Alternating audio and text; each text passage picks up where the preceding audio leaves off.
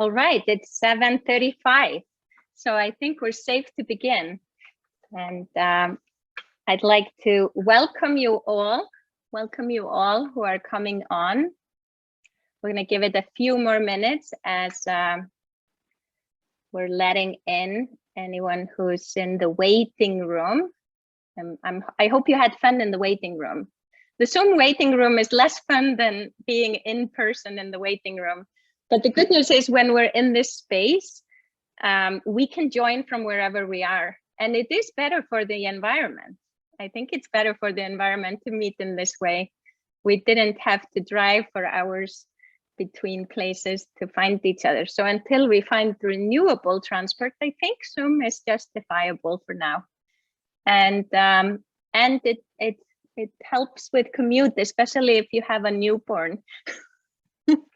As our guest of honor here tonight. And if you look in gallery view, you may be able to see Pella, who is here with us from the Shinnecock Kelp farmers. And I'm going to wait just a few more minutes and then we begin. I welcome you who are here in person, and I welcome you who are looking at the recording. I want to begin with noting that this meeting is recorded and will be shared on YouTube. So if you're uncomfortable with your image or your name should not show up, but your image may pop up in the Q&A part, not the presentation part. So just know that we cannot edit out your contribution after the recording is made. So by participating, you're agreeing to being on YouTube. And so I just want to make sure that you know that before we begin. And it is really exciting for me to be here and in this first session of the Climate Action Series for this year. My name is Hildur Pálsdóttir. I should have started with that. And I'm here tonight on behalf of Transition Town, Port Washington, to host this educational series in collaboration with Landmark on Main Street. And at Transition Town, I should maybe describe what we're doing. We're committed to lowering carbon emissions, encouraging regeneration, and creating a resilient and sustainable community. The Transition Town networks are a global movement. There are over 1,000 transition towns worldwide, and we are a movement of communities coming together to reimagine and rebuild our world. And here's our program as we gathered it for this year. We launched this series last year with a keynote by Karana Gore from Center for Earth Ethics. And today, in line with our ethics, we are opening the series with the Niamuck Land Trust and Shinnecock Kelp farmers.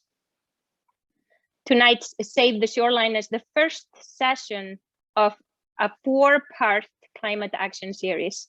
This is the second time, as I said, and I'd like to thank Kelly Rance-Brunau for her creativity and excellency in producing the series.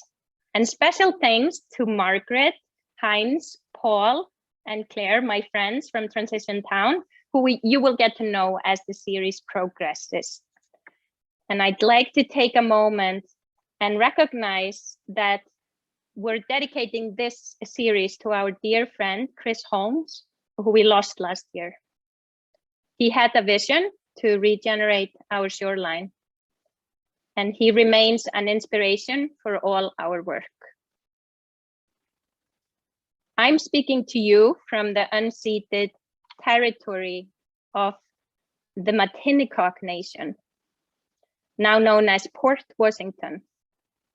I have invited my friend Heinz from Transition Town to read the land acknowledgement, as is customary in our Transition Town meetings.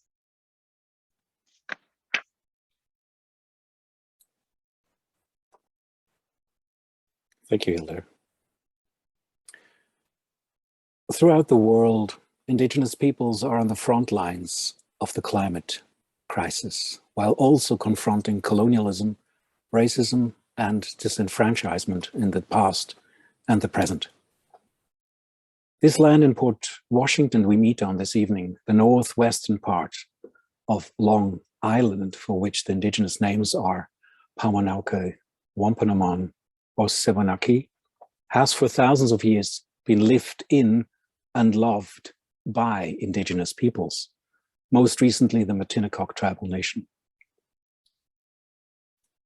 It is thus in the spirit of truth and equity, and with gratitude and appreciation and humility, that we acknowledge the live on the sacred homelands of the Shinnecock tribal nation, who are with the other tribes, the original stewards of this island.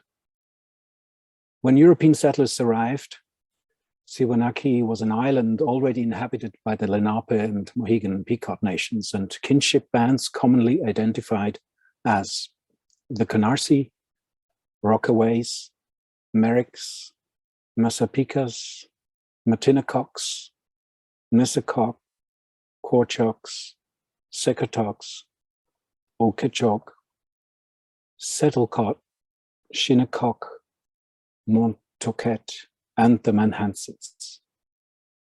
Today, due to forced removal, theft, genocide, and broken treaties, the community resides in various parts of the USA and on Long Island. We honor and pay respect for their ancestors past and present, as well as to future generations, and we recognize their continuing presence in the homelands. We understand that our acknowledgement requires those of us who are settlers, land and homeowners to recognize our own place in and responsibilities towards addressing inequity, and that this ongoing and challenging work requires that we commit to real engagement with the Shinnecock tribal nation communities and all other indigenous communities on Sewanhackey to build an inclusive and equitable space for all. May the ancient knowing this land holds of human interconnection with nature awaken our hearts to this same encoding of deep relationship. And may we realize that human rights and nature's rights are deeply connected and have to be realized to maintain livable habitats for all.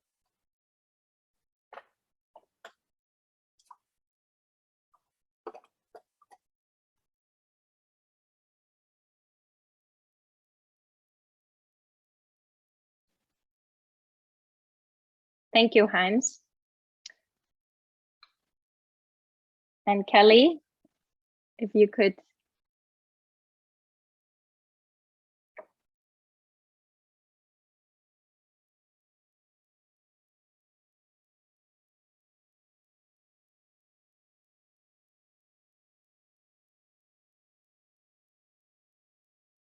Thank you, Hans.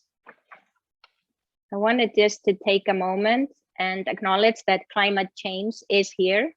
We must adapt to it, but importantly, do what we can today to mitigate further harm. And we can't really imagine or reimagine our communities as regenerative unless we acknowledge the root causes for the crisis we're experiencing. The climate crisis is caused by the colonial mindset of extraction, domination, and ownership, causing depletion and pollution. And we must change. We must turn towards stewardship, regenerative, and life-affirming practices in all our relations. And we therefore look to our indigenous relatives for guidance. So it is my honor to introduce the descendants of our original caretakers on this island. Members of the Shinnecock and Shinnecock Nation are with us here tonight. And we are going to begin with Tela Thros, who is here with her little one, honoring us with her presence tonight. This is how committed they are. She just recently became mother.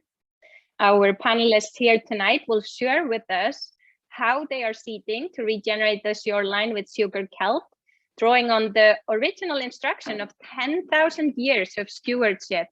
And I believe they were better off before us. And with that, I will fade into the background and listen. Thank you, Tela, for being here And thank you all. Thank you, Tella, Danielle, Shane, and Tecumseh for taking the time to be with us tonight.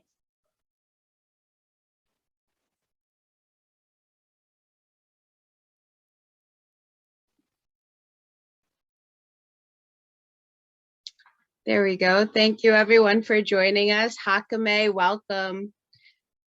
My name is Tila Troge and I am the director of the Shinnecock Kelp Farmers. I am here tonight with my cousin and my colleague Danielle Hobson Begun, and we're going to talk to you a little bit about our work as water protectors. And later on in the evening, we will also be joined by members of the Niamuck Land Trust. I'm also the co-director of the Land Trust. And so we'll talk to you a little bit about our land defense work later on in the program. So the Shinnecock Kelp Farmers are an intergenerational collective of Indigenous women who are working as regenerative ocean farmers to try to decolonize and restore our bays. Specifically, we are currently working in Shinnecock Bay, which is on the east end of Long Island.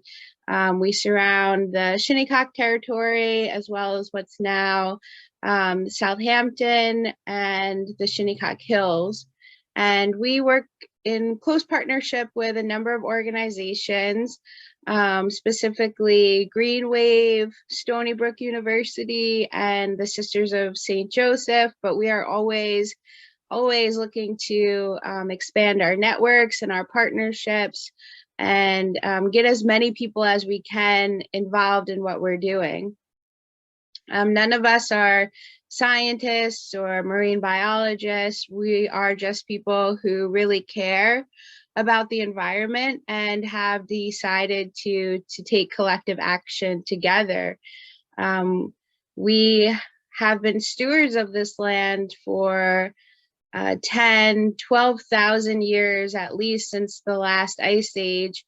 And it was only within the past 400 years that we've seen this horrible destruction of our traditional ways of life, directly traced back to colonization, and specifically the overdevelopment that is happening not only in Western Long Island, but also in Eastern Long Island, especially with the mass exodus of people from Manhattan fleeing the city to the Hamptons as a result of the COVID-19 pandemic.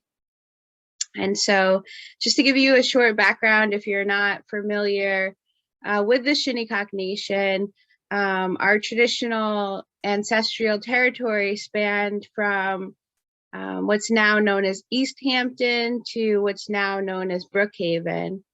And today we are reduced down to about 1,000 acres of land.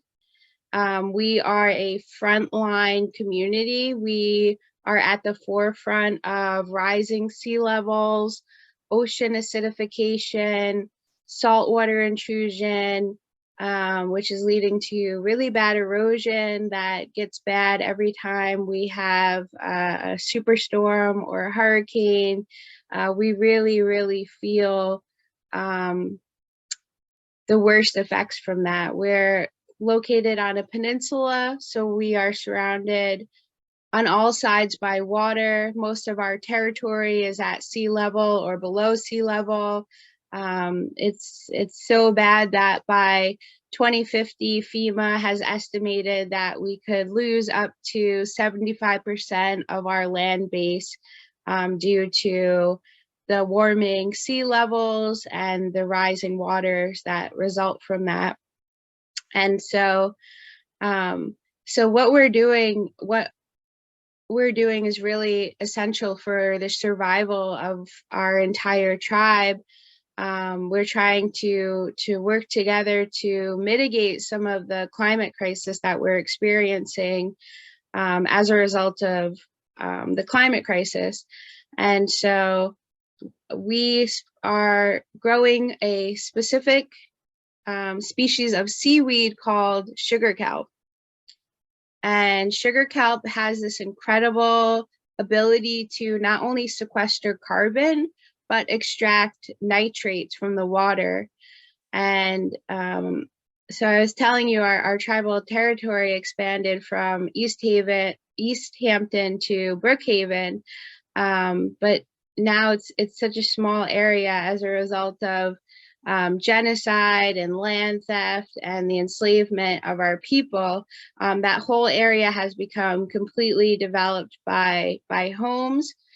Closer to our territory that we have remaining, they're very large homes. They're owned by billionaires and millionaires, and some of them have 10, 15 bathrooms, but they're not hooked up to any type of septic systems. And so we have this situation where there has been this overdevelopment of this really sensitive ecological area that surrounds our territory called the Shinnecock Hills.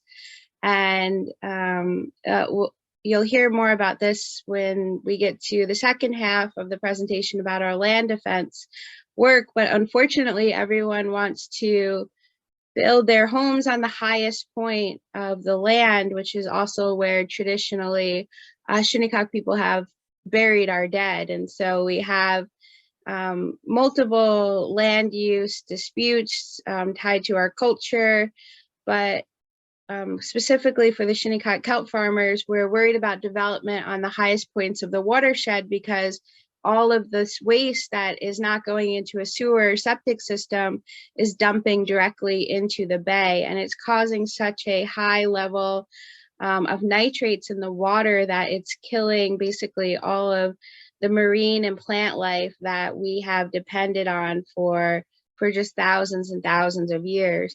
And prior to colonization, this place was a place of great abundance. We had more than enough food, more than enough resources to take care of not only our communities, but also the colonists and the newcomers and everybody who was migrating here for all the various reasons.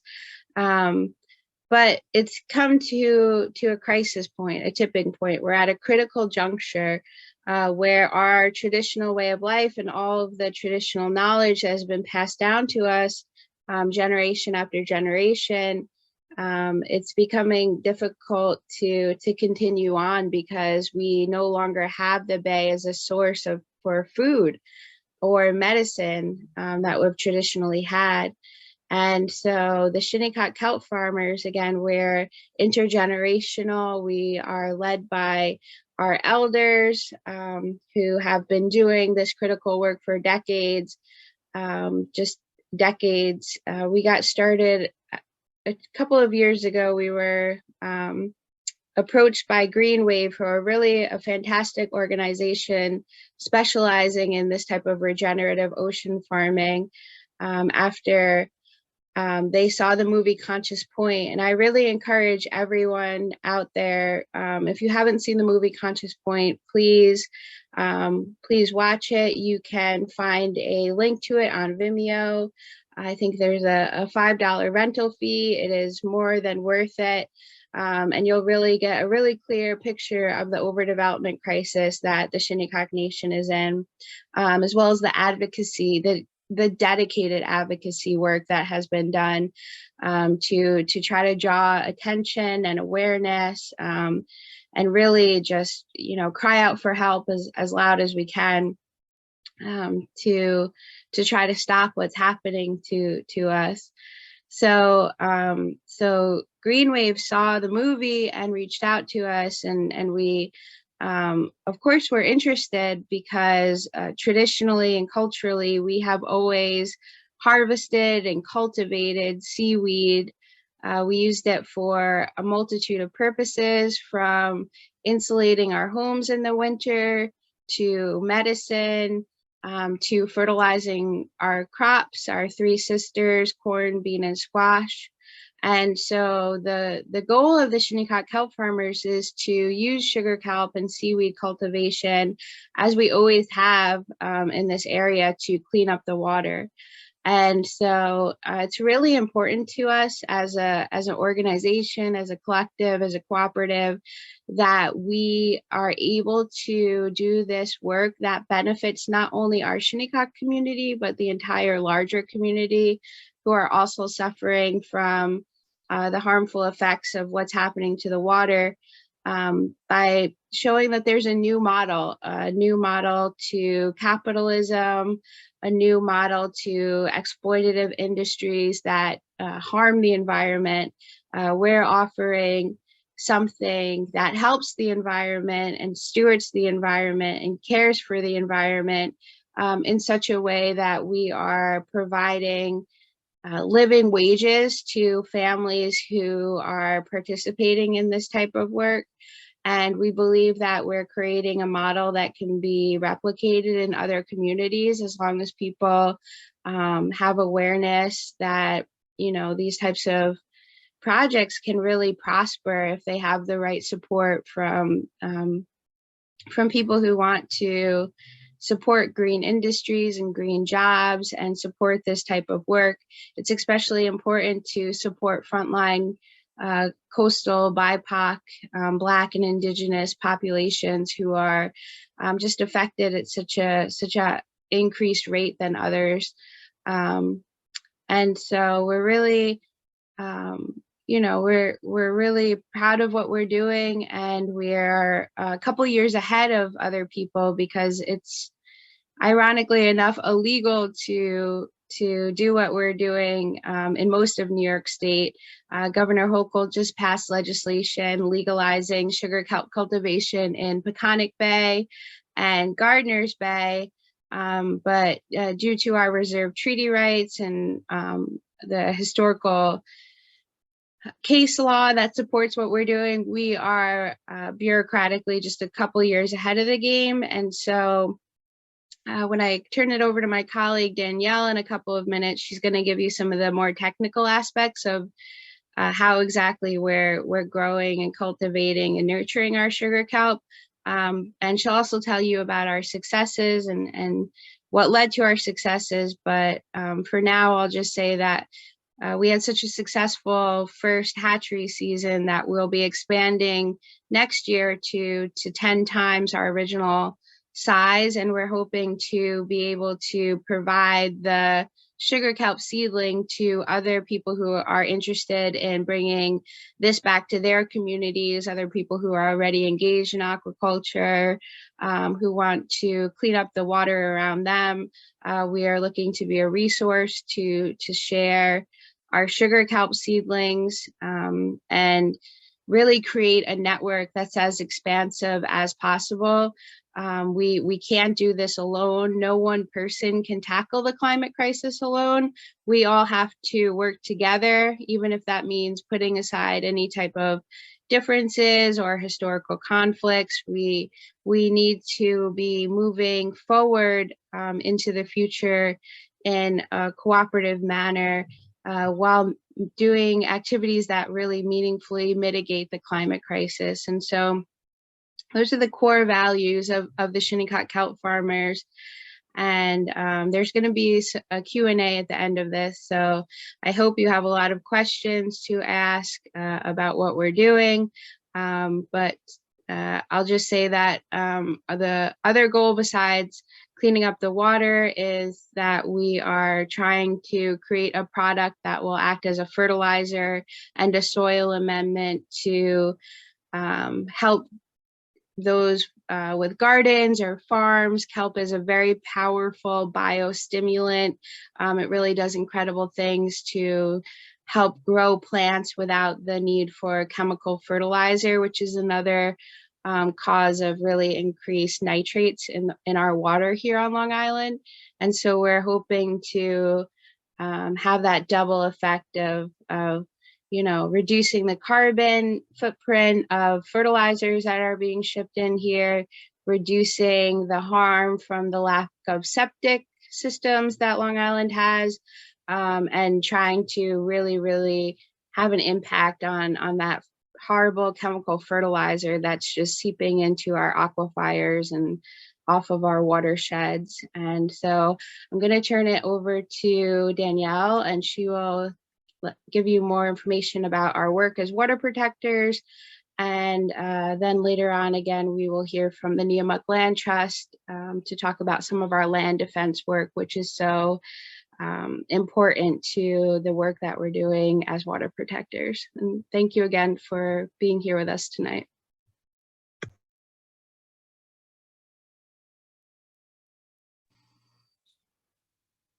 Good evening. Hakame. I am coming to you from the first Indigenous women-owned sugar kelp hatchery on the eastern seaboard. I'm Danielle Begun. I wear different hats within our organization. I'm a hatchery tech, a farmer, and I manage some of our communications. We have two primary partners, Greenwave and Sisters of St. Joseph. Greenwave has given us amazing technical support, and the Sisters of St. Joseph have any need that we have, they are always happy to help. We built our hatchery on the grounds of St. Joseph Villa in Hampton Bays, alongside the Shinnecock Bay. Another one of our most important supporters is Stony Brook School of Marine and Atmospheric Sciences Lab, who shared their filtered water and welcomed a farmer as an intern. Our operation has 4 phases over the year: hatchery, planting, harvest, and processing. Our year starts in early fall. We ready our tanks and spools. Spools are 15-inch hollow PVC pipes that we've strung 100 feet of twine around. We have divers that collect natural reproductive material, which we use to inoculate our spools with. This year we had weather delays as well as poor quality reproductive material, which pushed our planned inoculation dates. When the material is ready, we have a microscopic spore release, and we wait, hoping the spores adhere to the string. This year we had 18 spools. We are scrupulous with our sanitation. We wear gloves, sanitize our hands, our tanks, and tools, and we change our water weekly without fail. We limit who comes into our hatchery. During the hatchery growth season, we're always looking for ways to give our seedlings their very best start.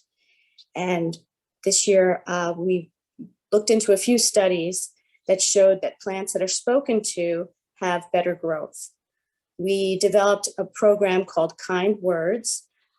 We invited Sisters of St. Joseph to speak kind words to our kelp. Some sang songs, some said prayers. We read to them Joy Harjo poems, and we sang our traditional songs every time we were in the hatchery. We had a very, very successful season, as Tila mentioned. Our partners at Greenwave had catastrophic losses this year. We were so successful that when it was time to outplant, some of our spools were adopted out to various farms that needed seed. When the kelp is about 5 millimeters, it's time for planting and farming phase. We planted this year 10 100-foot lines in Shinnecock Bay on New Year's Eve, which is later than we had hoped. We wait out at low tide to check at least twice a week, rain or shine, no matter how cold, and it does get cold. You can find us out at Shinnecock. Our kelp were doing well for the first 3 weeks when we encountered our nemesis, slipgut, ectocarpus. It's a brown algae which coated our lines, threatening to suffocate them. We've spent a lot of time managing the slipgut. It did damage some parts of our lines. Our kelp lines are currently growing amazing. Our next phase is harvest, and we're close to that now. We're expecting in the next 4 to 6 weeks that we'll be ready to harvest. We're open to volunteers. send us an email to shinnecockkelpfarmers@gmail.com and put volunteer in the subject line. Once out of the water, we will dry and process into soil amendment. Our best guess for availability is June, late June, early July. So as Tila mentioned, we're amping up for our next hatchery season, and we will have 200 spools.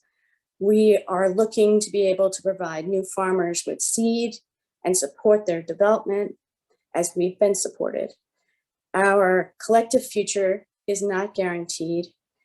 Our water protectors believe with the right vision, the right collaboration, and the courage to dive in to do what we all can do, a new and better world can be made. And next up, we have author Shane Weeks.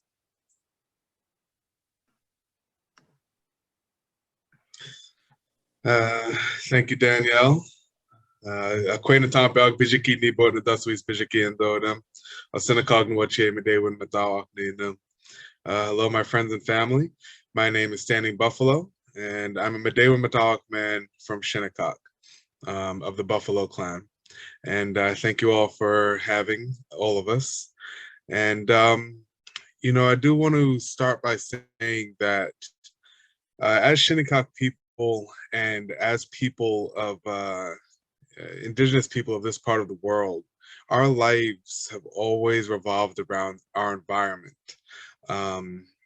You know, the waters, the earth, the animals, the plants, and everything in between. And as Tila mentioned, because of colonization and just the huge change that has happened over the years, our lives as Indigenous people has been impacted, you know, to the point where it's almost unrecognizable from where we came from. I often talk about how our people have gone through many different phases of colonization. And one of those phases had to do with the exploitation of our resources. As Indigenous people, you know, we always understood that we could not exploit our natural resources to the point of extinction, you know. So we would leave some of the trees around, you know, we would leave some of the animals around, some of the sea resources around. And when that was no longer available to us, we were kind of forced into this exploitative world that we know today. And for us as Shinnecock people, the consequences of that doesn't just affect us. You know, it affects everybody that's sitting on the Zoom call. It affects our neighbors, no matter where you come from, what background. It is something that we as human beings all have to bear into this future that we have here. And so, you know, as Tila was saying, the nitrogen is a huge, huge part of our issues here on Long Island, because of the runoff, not just from the septic, the cesspools, the nitrogen from the houses and the establishments all over the place, but also from like the fertilizers, the pesticides. All of those things end up in our aquifers and our streams, and then into the bays and the oceans. And you know, for me, when I was a kid, there's on Shinnecock, for those who aren't familiar, Shinnecock is a peninsula where we have Hetty Creek on our eastern side and Shinnecock Bay on our western side. And the entire eastern side, wrapping around a little bit on the southern southwestern side of Shinnecock, is all beach grass, type of grass, but underneath that grass is mussels, ribbed mussels, not the blue mussels that you get in the store. And those mussels are really holding our shoreline together. And without those mussels, and the roots of those grasses embedded in those mussels, our shoreline would erode just at a rate that would just, our houses, our community would be at jeopardy. And if those mussels are put in danger by the pesticides, the pollutants, the nitrogen, that will expedite and has expedited the deterioration of those mussels, and in turn the deterioration of our residential territory. And it's not like we just have a place that's ready for us to just relocate, so that's really, as of right now, today, that's all we have to live on. We can't just up and move down the road or buy houses for, almost 2,000 people that are Shinnecock people. So we really have to advocate for those marine resources, for that marine life, those mussels, that grass, because that's also part of us. We are those mussels. We are that grass. There is no difference between that. And, I really saw it starting to speed up the deterioration during Hurricane Sandy, right after, I guess. And I'm not sure if because of Hurricane Sandy and the water table rose, or if the land sunk at that time, but I noticed a lot more pollution being spewed into the waterways, not just on Shinnecock, but in a lot of places, that really had an effect on all of that marine land. And, it was also almost like every high tide was different. It came up a lot more. Every full moon had a different effect than it did before Hurricane Sandy. And for me, I'm a fisherman, shell fisherman, I'm a hunter. And so I always noticed, the changes in the environment. And at some point, right after Hurricane Sandy, I started noticing that certain fish wouldn't go past where our current oyster hatchery is on Shinnecock, right? It's maybe halfway down Heady Creek. And it was like there was a wall, there was no other way to explain it. It was like a wall of fresh water, I guess that you could say, that was coming in from the northern side of the creek, from the springs, and then the salt water coming in from the ocean and Shinnecock Bay on the southern side. And I was just noticing that the fish, a lot of the fish wouldn't go past that one spot. And then I would go down into the creek further, where you could see on the banks at low tide, you could see the fresh water, like just literally spewing out the sides underneath the mussels from the springs. And the you went back down in there, the browner it became. It just was almost barren. It was very dead. And so I noticed that for a few years. And finally, I think it was 2015, I guess 3 years later, was the first time that the DEC during like August, September, had closed just that portion of Heady Creek down because of pollutants and that were spreading during those hot months. And so, that really affected us, because not only does it affect our shoreline, but it also affected our oyster farming, and we've always acknowledged that Shinnecock Bay on the Shinnecock side has never been shut down on our coastline because of pollutants. We have tons of oysters out there, tons of clams out there, that just always filtering our shoreline. The currents are very clean and clear. The western side of Shinnecock Bay, on the other hand, gets shut down every year and has been for quite some time. And that a lot of pollutants pool up on that side. And so, this is something that is not unique to us.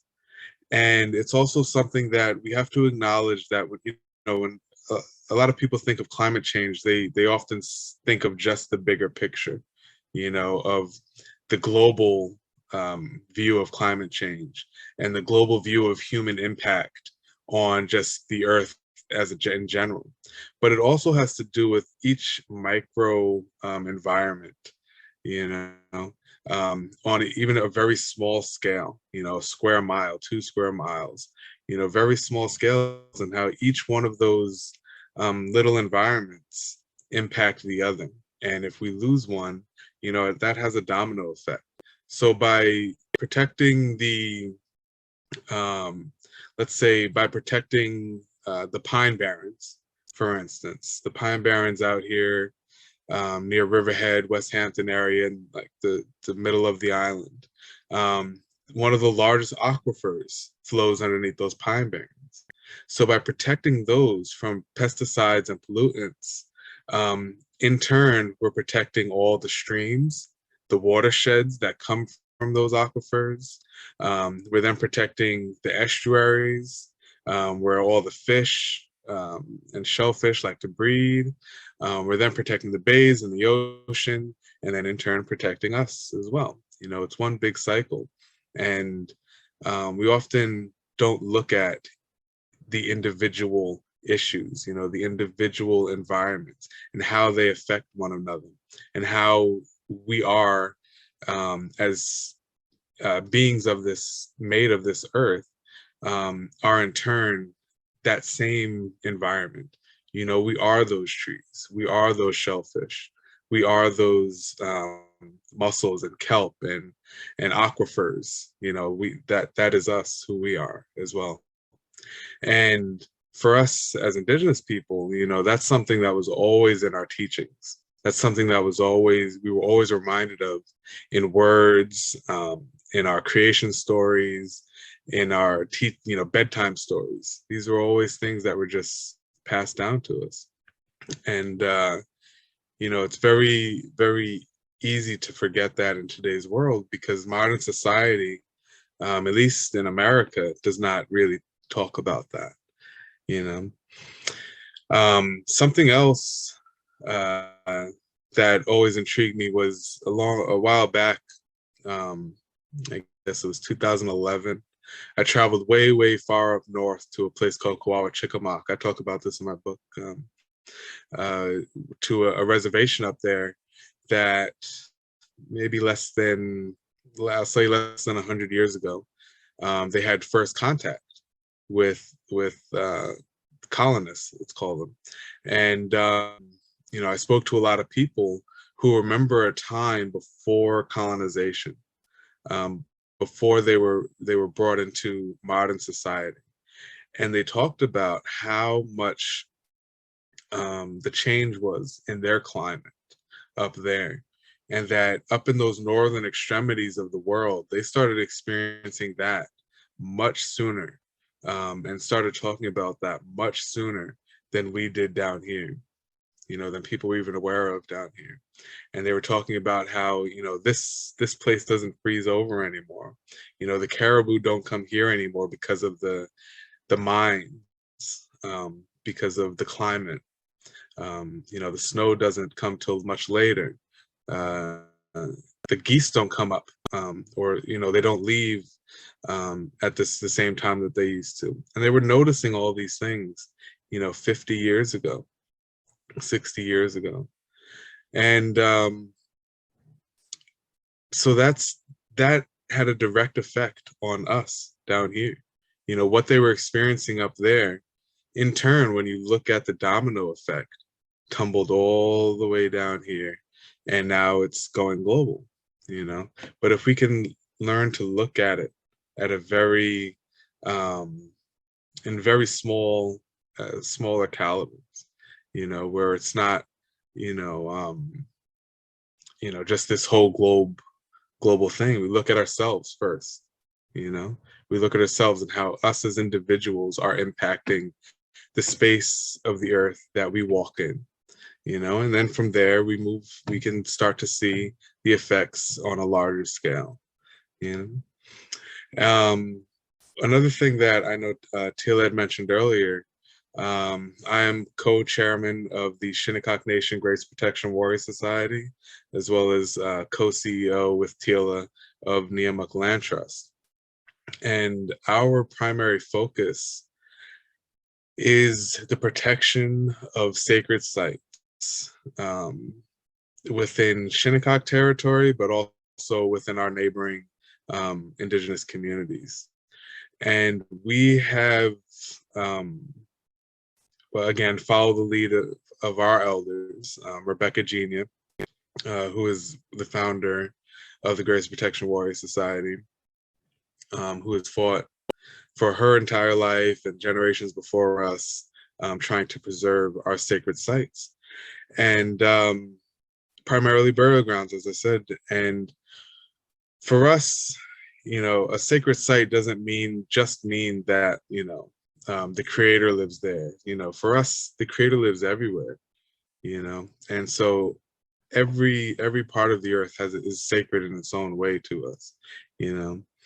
And so we have focused on trying to prevent desecration of burial grounds. One being, if you look at my background, this is Sugarloaf Hill here in Shinnecock territory, in the Shinnecock Hills. And as you see, it says the highest point of the Shinnecock Hills. And it is our most sacred burial ground within the Shinnecock Hills, our most sacred site, because of its elevation and because of its western proximity of, or overlooking Shinnecock Bay towards the west, where we say our ancestors go, to a place called the Paumanauke, that place above when we leave this earthly realm. And you know, for us, this hill was something that our elders said, you know, like, we really have to really try and get this back and stop the desecration of these places. And you know, with a lot of spirit, you know, there's no other way to say that. We managed to work with some very amazing people to buy the peak of Sugarloaf Hill with Paumanauke Land Trust, Roger Waters, and the Community Preservation Fund of Southampton Town. We were able to buy the peak, and as we speak, this week, the house has been demolished that was built on top of it in 1990. We were able to do ground penetrating radar, which determined that there are still burial grounds up there. And we are tomorrow actually doing GPR where the house stood to see if there are other burials underneath the house as well. And then we intend to return it back to its natural state, as close to what it looks like here as possible, you know, without you know, killing too many indigenous plants. We would like to remove some of the invasive non-indigenous plants that are killing a lot of the indigenous plants, which is a whole part of it. You know, that's all part of the climate change as well, is the invasive plants and the invasive animals that impact the natural habitats of certain places, whether it's in the water.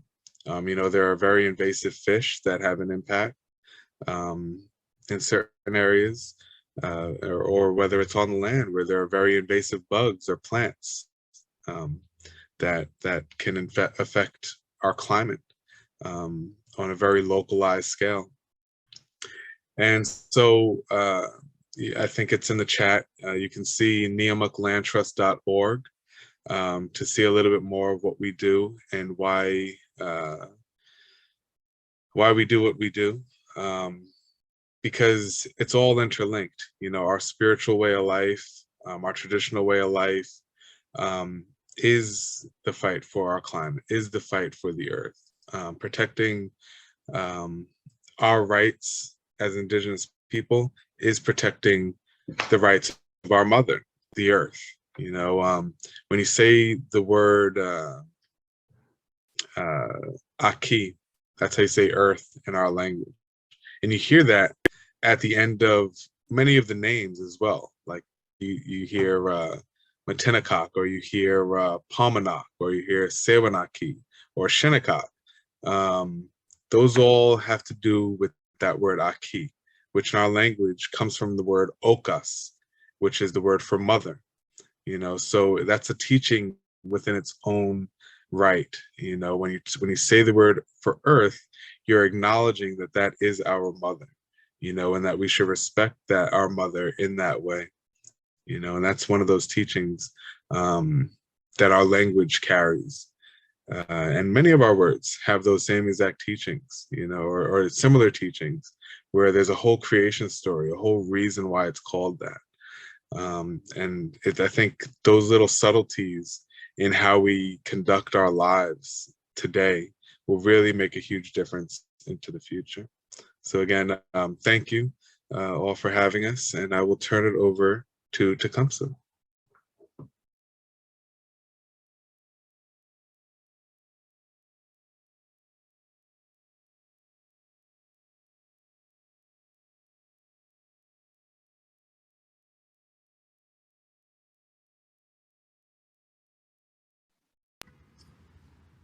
Kunganao ni Lishinzi Tecumseh ni Nonjia yi Matawak ni Wiltsmenda Pule. Hello everyone. My name is Tecumseh. I am from the Shinnecock, Montauk, and Unkachuk tribes, and I'm Turkey Clan. And just getting this slideshow together. And I'm also a education assistant programmer for Niamuck Land Trust, a member of Grace Protection Warriors Society. And yeah, I'm just here to kind of fill in some of the stuff, give some visuals. So this is my, I'm also a wampum carver. And so this topic about water and climate change is very relevant because it affects the shells that I work with, which is wampum carving, a traditional practice that we have done for a very long time. And you can see some of my work on my website, nativetech.biz. And yes, this is our logo for Niamuck Land Trust. Shane has talked a lot about it, so I'll just briefly go through it. But Niamuck Land Trust is all about stewardship and trying to right wrongs of the past and hoping to just really change the way that we think about land as far as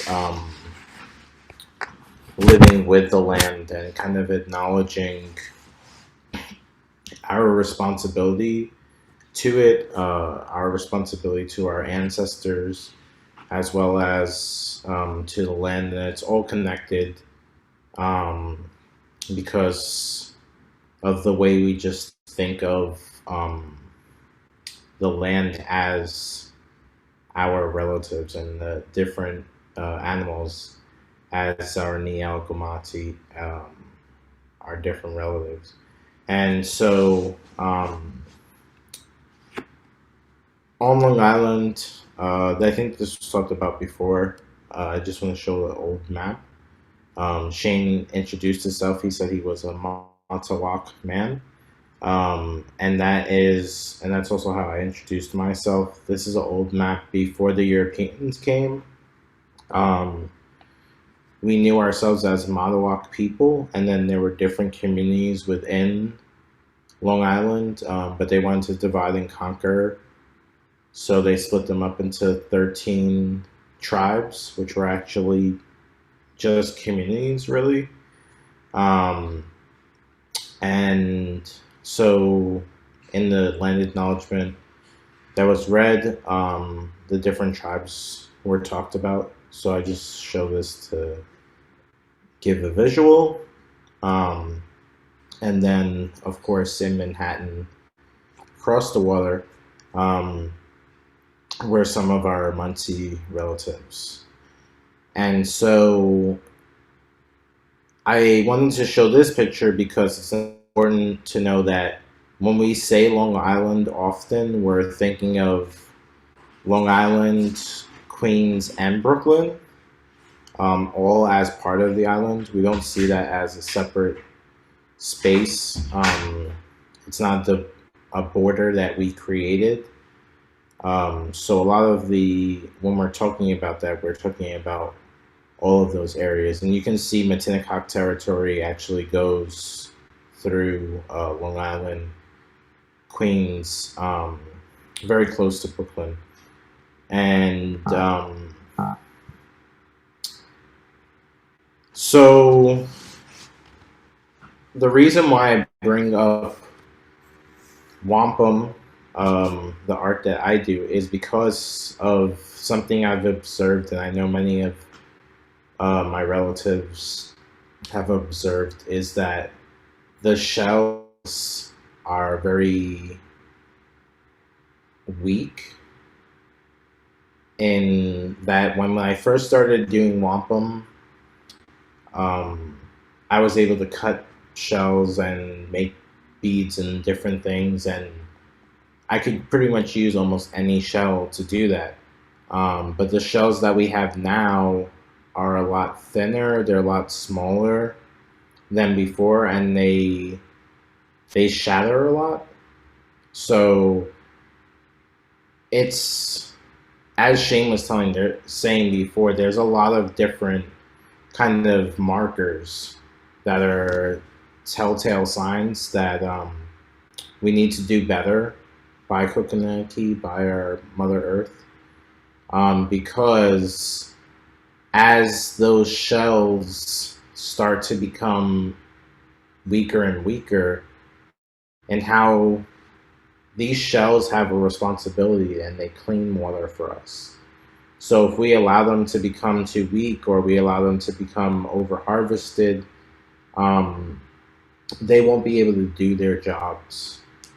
And so we have a long history of working with wampum and whelk shells, quahog shells, to record our history, but we also have a long history of using these clams as a way to also kind of just live, essentially.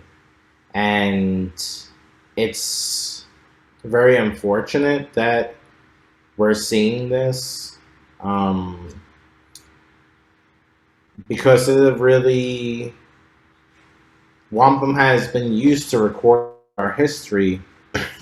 And so in a time where society is requesting for us to share more about our culture and more about our history, the very resource which we never let go of, quahogs, we've continuously made wampum, is actually becoming something that's becoming harder and harder to do. And that's really a shame, because the shell, connecting to the shell and doing these practices, these ancient practices, allows for us to connect in a way that we wouldn't usually be able to connect to. And so we are doing the same experiences that our ancestors have done. So it's really unfortunate. And part of that is from runoff. Part of that is from the different algae blooms that are happening. And that's really a problem. You can see the water. We look into the water and we see the brown tide and we see the red tide. And apparently there are many other tides as well that are also polluting the water. And you can see them. And I remember an elder telling me that after it rains, not to eat the shellfish for at least like a week. And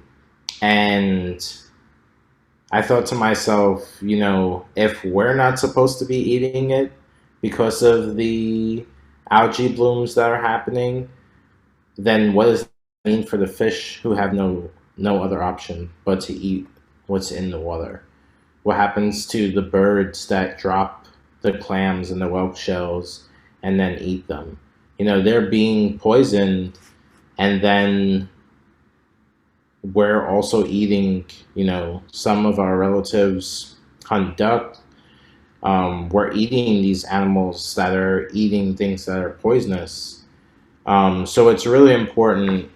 There's many ways that we've used shells to prevent beach erosion, but access to our traditions is something that shouldn't be inhibited by the current colonial system that is in existence, and also the people that are in existence. So it's important to kind of just look at like what role do we all play. And so I want to talk about briefly about this wampum belt because I think it's very relevant to kind of what's happening right now. It's known as the one bowl, one spoon belt. And it's a belt that was used with different Anishinaabe tribes, different indigenous tribes in the area. And it was talks about hunting grounds, shared hunting and fishing grounds. And like Shane was saying, you know, you don't take more than what you need.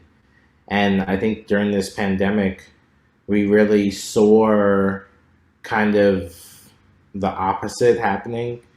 I know during the pandemic, there were like shortages of like toilet paper in some places, or like where I live, there were shortages of like garlic and ginger. And people were taking more than what they needed. So it's, you know, we live in a very consumer society, and we just have to think about like, what is our role? Because this belt, often people think about its relationship from one tribe to another, but I actually think the original teachings that it talks about is all of our animal relatives. And we as humans have made a lot of life around us, but we haven't spent a lot of time about thinking about how can we also be equitable to our animal relatives, and how can we also be equitable to our relatives that live in the sea.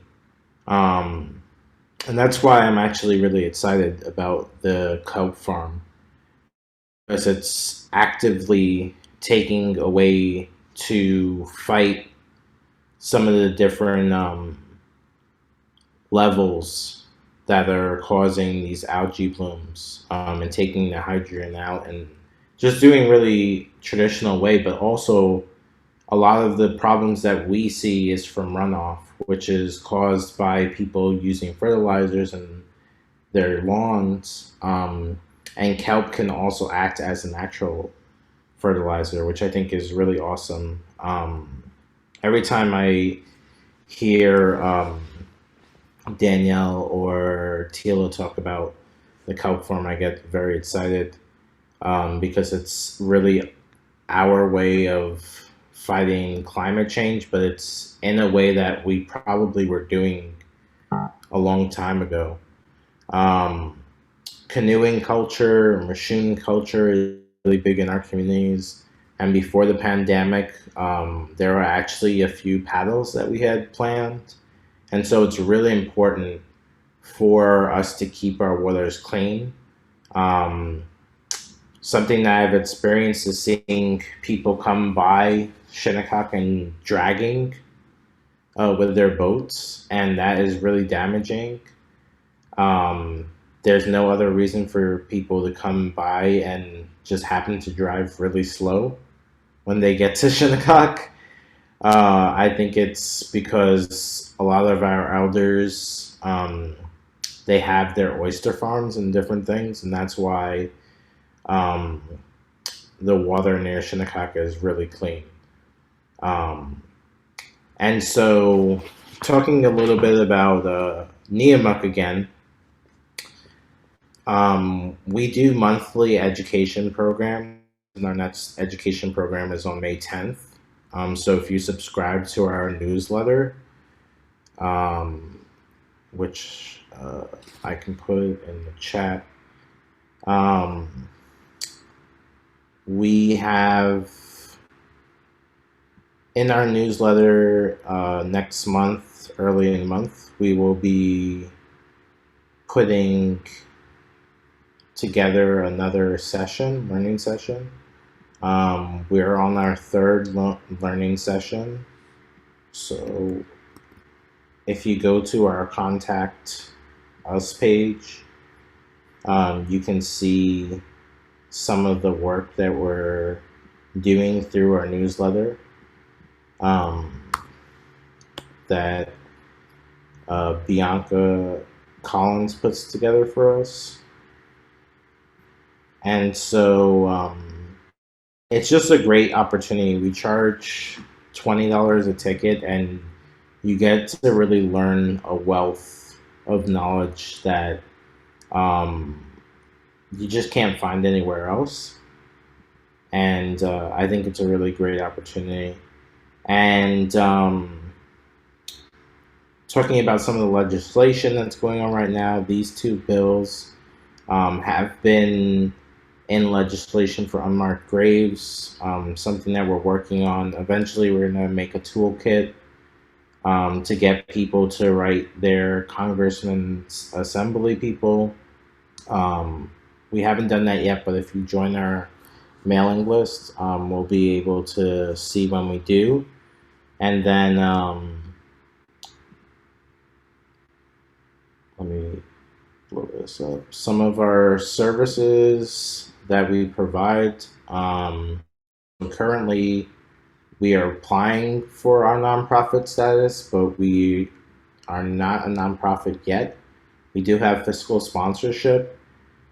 So these are some of the services that we're going to be offering and that we do offer to help fundraise our part-time employees, and hopefully in the future full-time employees and more employees, to do this work around getting back ancestors' sacred sites, so we have places to repatriate them.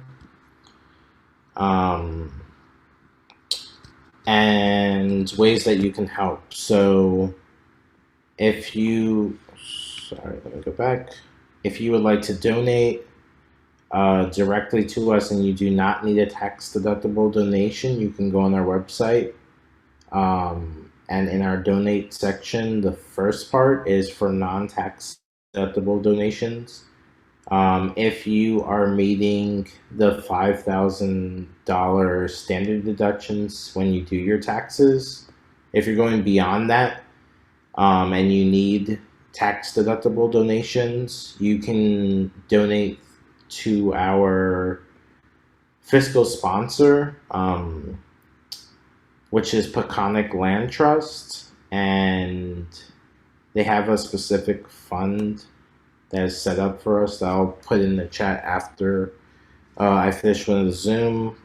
Like was said, Conscious Point is a great way to learn about some of Shinnecock's needs, and also thinking about what you can do as an individual. So if you have some time to do either beach cleanups, or if you live in the city, park cleanups, or even just if you see things outside that aren't supposed to be, it's really important to clean it. I know often we think it's not our problem, but animals do end up trying to use these things in their nest and different things like that.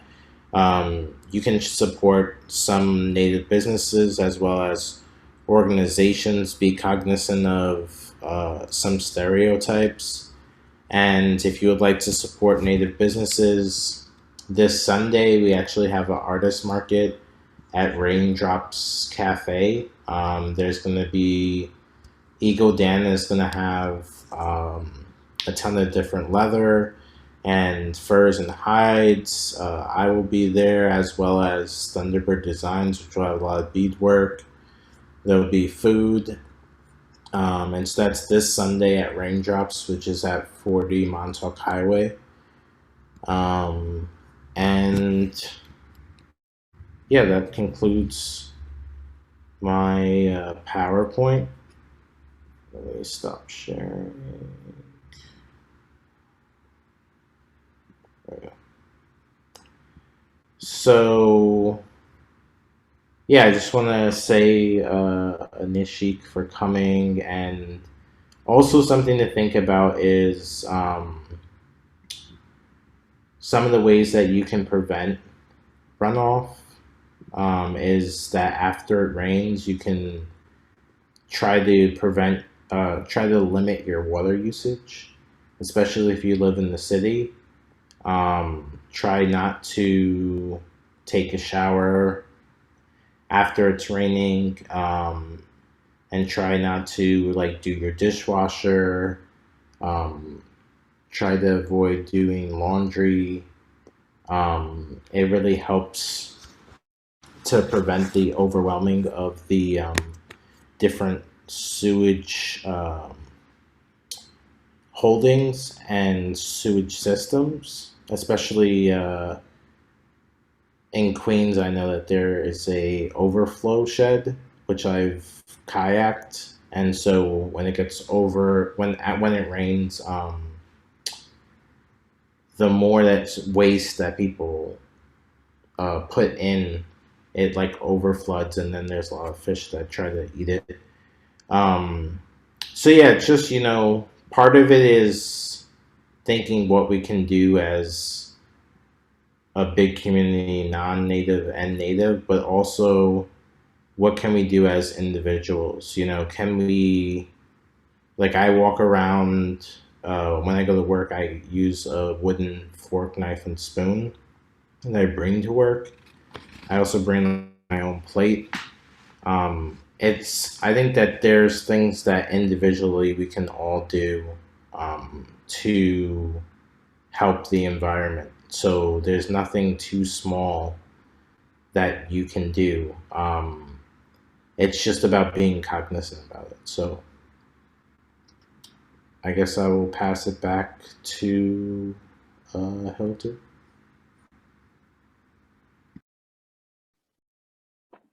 Thank you. Thank you, everyone. Thank you for participating and being here with us. And thank you for sharing your time and wisdom. I would like to open up for audience participation for us to have an interactive session. I'm sure there's a lot of questions. First, I received the wrong link, I think. If you have a link to the Raindrops Cafe, that would be great to come say. If you could put the link to the Raindrops Cafe in the chat. Tonight has been so meaningful for me personally, and just so much information that I'm glad we're recording. I'll be revisiting this meeting in that way. And so can you. Will be sending resources, links, and share the information with you who are registered. We have over 100 registered to this meeting, and then we'll be sharing the video on YouTube. And I'd like to invite everyone to donate to the Niamuck Land Trust, Niamuck Land Trust, to support them in making our world livable for us all. And if you want to raise your hand, as I can't see everybody in the Zoom window right now, there's an electronic raise hand feature, and you can raise the hand there in that way and participate with your question, or you can just simply ask the question in the chat if you don't want to speak up. And just before we begin, again, on behalf of Transition Town, Port Washington, and Landmark on Main Street, I want to thank our panelists for giving us their time today. And let's really see what's going on with questions. I can maybe start with, I've been noticing news about fish die-off bayou, and I don't know if maybe Tella or Danielle wanna comment on this. I noticed there was a disaster, actually. It was like 95% of the shellfish or scallops, or what was that, Tella? That was like in 2019, is that right? Wait, yeah. Yes. So recently, President Biden declared the Paumanauke Bay, which surrounds our smaller territory, Westwoods, as a national fisheries disaster zone. We saw almost a 99% die-off of our bay scallops there, which is just really critical. It's not a good sign. And this was before COVID-19. So with the mass exodus of people from New York City, we saw a 38% increase in the population around the Shinnecock Bay and the Paumanauke Bay. And so I don't even think we've begun to see the devastating impact of what the increased population has done to the marine life. But, you know, it's not going to be good, which is even more critical that we start to immediately implement these types of mitigation measures to try to make the water more hospitable. So that's one of the really good things about kelp farming. We're not just, you know, growing this crop to sequester carbon and extract nitrogen. We are actually replenishing and regenerating an entire ecosystem for shellfish. We through our small farm at Sisters of St. Joseph, have noticed an incredible amount of shorebirds that have been returning. And so that's something that we didn't anticipate, right? We didn't anticipate that we would see species of birds who haven't been seen on Shinnecock Bay for 5, 10, 15 years returning. And so what we're doing is it's more than just cultivating seaweed. We are making the water more hospitable for all types of life, and the shellfish, the fish, the seals, the birds, as well as all of us humans, all are able to see a great benefit. And so I'm here with my son. He's 5 weeks old. And one of the things that we're taught is to look and actively plan for our future generations. And so we're taught to envision and strategize 7 generations ahead. And so that's my son's children and their children, and so on and so forth, for 7 generations. And that's something that our ancestors did for us with seaweed.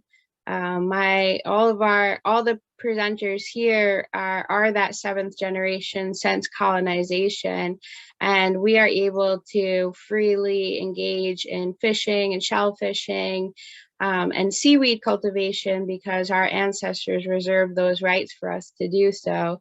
And so it's so important to us to really internalize the need for clean water for those 7 generations ahead. And so that's really at the heart of what we're doing, why we're doing it. And again, it's not only for ourselves, it's to regenerate that entire ecosystem that we see is just at this critical tipping point. But again, we do believe if we all work together and create a really wide network of people who care, that we can start to steer towards a more habitable future.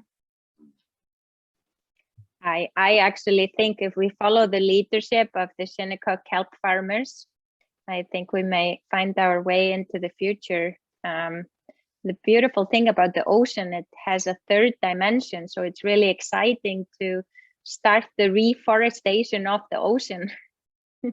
That if we can really work with the third dimension, we have 70% of Earth covered. And I think ocean acidification is really the biggest problem we have. We are we're terrestrial beings, so we're very land specific, and there's a lot of focus on lowering emissions, but really cleaning up the waters where life originated in the waters. We come from water, we are made of water. So what you're doing is so important, and I'm so happy to share with everyone in this meeting that we received a message from Marianne Dalmonte, our councilwoman here in Port Washington, that they are currently investigating opportunities to seed oysters to get the ban lifted on oyster farming. And with that, in terms of conservation, the way we live today, we have to change, and we have to protect the ocean. That means we cannot motorboat through it. And we cannot run the fishing nets through our oceans anymore. And I really think there is this ecological thinking is now taking root that we have to do differently. We can't continue. So thank you for leading the way. And I would love to come volunteer. I'd love to hear from audience if anybody has questions and comments, or in any way wants to connect by voice or drop comments in the chat. It was a full night. We received a lot of information, and I'm really grateful. I'm just in awe with you, Tila, that you're here still with your little one. Just amazing. Margaret. Hi, first of all, I just want to thank you so much for spending the evening with us and sharing the information you have with us. I guess, as I think I mentioned before, we have a ton of golf courses and a ton of lawns. And I'm just wondering what the process is. I'm not sure if you have the inventory yet, but when could we potentially bring kelp to these lawns instead of the fertilizers that are being used? And so I wanted you to talk more about that.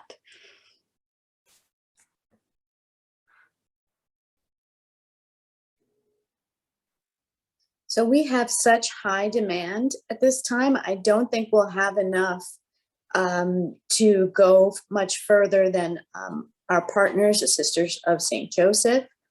We're hoping probably this time next year to have a lot more kelp available for larger institutions.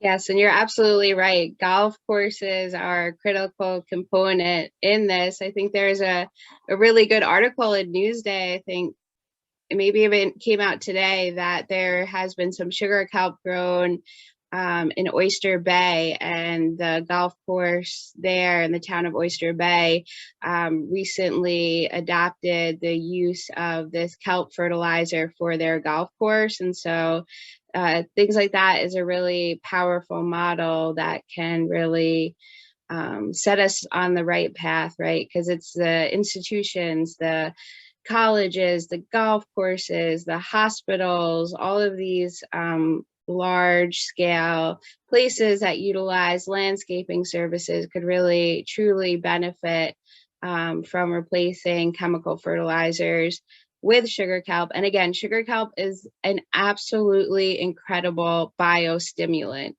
It really works. It does wonders. It's incredible. And so it really meets this goal of having, very green grass and everything that we're looking for when we do that type of landscape architecture. So I think as soon as New York State gets out of its own way and reduces the bureaucratic red tape, and we get more people cultivating sugar kelp. Hopefully, you know, we can create this network of people who are utilizing the seed that the Shinnecock kelp farmers are going to be nurturing very lovingly with our Kind Words program. Hopefully we can spread all of those beautiful kelp seedlings all over to Long Island and create enough of a harvest that we can meet all of the demand. And so it won't just be the Shinnecock kelp farmers meeting that demand, it will be everyone who engages in sugar kelp harvesting and cultivation and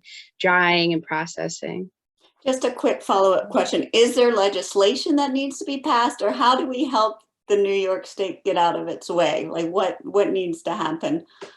Yeah, so currently the sugar kelp cultivation law that was passed is extremely limited for the entire state to Paumanauke Bay and Gardiner's Bay. And it's limited to only sugar kelp. So there's some talks right now about expanding it to all types of seaweed, because it isn't just sugar kelp that has these incredible benefits. There are other species of seaweed that are indigenous to this area that can also sequester carbon at a very rapid rate, and as well as reduce nitrogen and nitrates. It's really just a matter of, you know, crafting the narrative, letting people know, educating our lawmakers, educating the voters, and really just raising awareness that there is this, you know, natural way to take care of Long Island. Like, we all love where we live. We live in an incredibly beautiful place. And so, you know, we want to be the best stewards that we can. Yeah, so like, why would it be banned? I still don't understand. Does it make sense? It's mind-boggling. No, it is mind-boggling. It's historically, believe it or not, the cultivation and harvesting of seaweed, because seaweed has been such an abundant resource around Long Island. It really goes back to colonial times that there have been these type of legal restrictions on seaweed as a natural resource.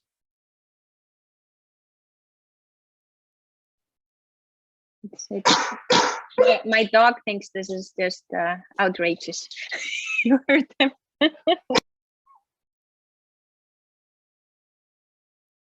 Do you want to say one more thing? I know it's not directly related to any question, but one of the easiest ways that we can take care of the environment is to return land back to Indigenous people.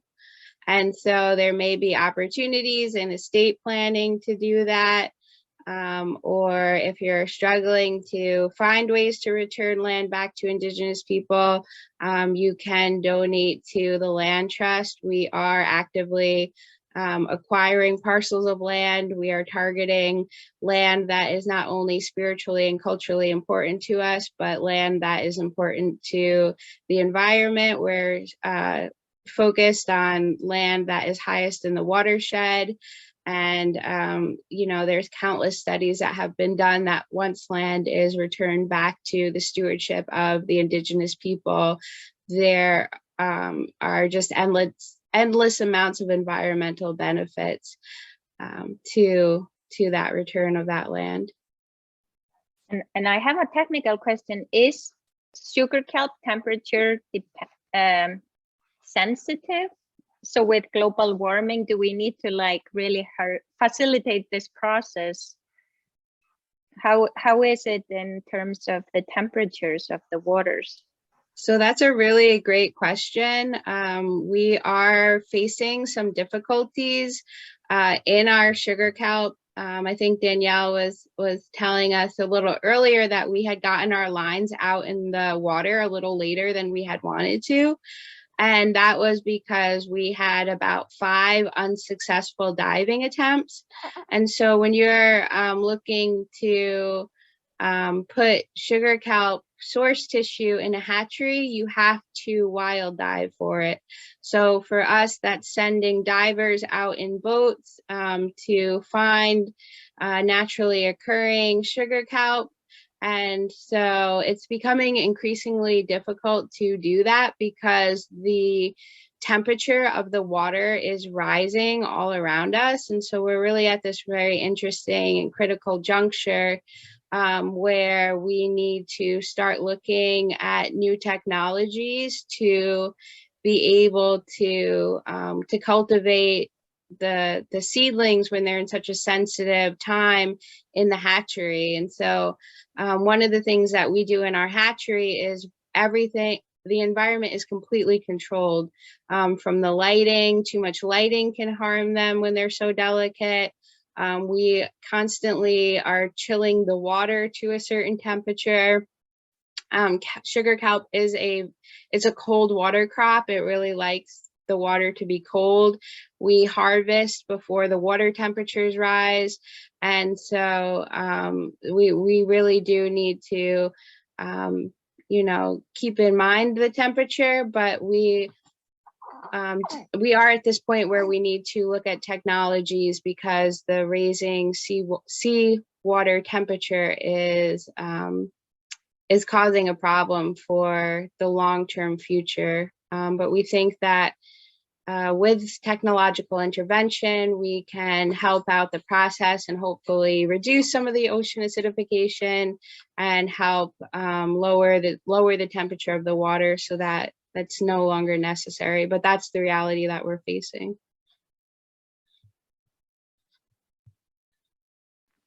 And we are at time, so I want to just make sure if anybody else has a question, you can unmute or raise your hand or in any which way use these last precious minutes. Somebody asks, can we farm on Hassett Bay, Hampstead Harbor? And yes, we can if we were legally permitted to do so. You're legally permitted to go out on the water, run your motorboat, and you know you can give off as much CO2 as you'd like right now, as it stands. But you cannot regeneratively farm the shoreline here in Port Washington. And we would like to change that. So we would like there to be marine protected areas, so areas that are dedicated to who lives in the sea life, so that we can work with the beings, the ocean life that actually supports our life. And it would just make sense to put a couple of lines out in the water and declare that an viable zone where we could grow. And I love how Green Wave is working with vertical. So they're really utilizing the third dimension. So farming ocean gives so much space. There's so much space on Earth that could be now regenerated. We could easily lower the acidification of the ocean overall if people would be invested in that. If we took all the big vessels off the sea and we invested in the three-dimensional regenerative aquaculture. There are several people working on it, good people like Green Wave and with you here tonight, Shinnecock kelp farmers. I just really want to thank you for your time and everyone who is here, and we will be following up with the resources. And I encourage you to encourage all your friends to read about what's Conscience Point. That's how I got to know your cause. And through the UU, there was a presentation as well. I want to acknowledge my friend Leslie is here as well. We have heard about you from many different directions, and then we made contact. And I'm so glad we did, because I think this is an ongoing collaboration. We can support each other and finding a way to live here. So thank you so much, everyone who is here. And just a few minutes, if anybody has a question, I'll put the final slide here tonight, which is our transition town slide. And you can find us at transitiontown.org. and it's transitiontownpw.org, or you can email us at info@transitiontown.org. You can also join. Actually, that's info@transitiontownpw.org. Yes. Sorry. Yes. Sorry. Disregard. Yes. info@transitiontownpw.org.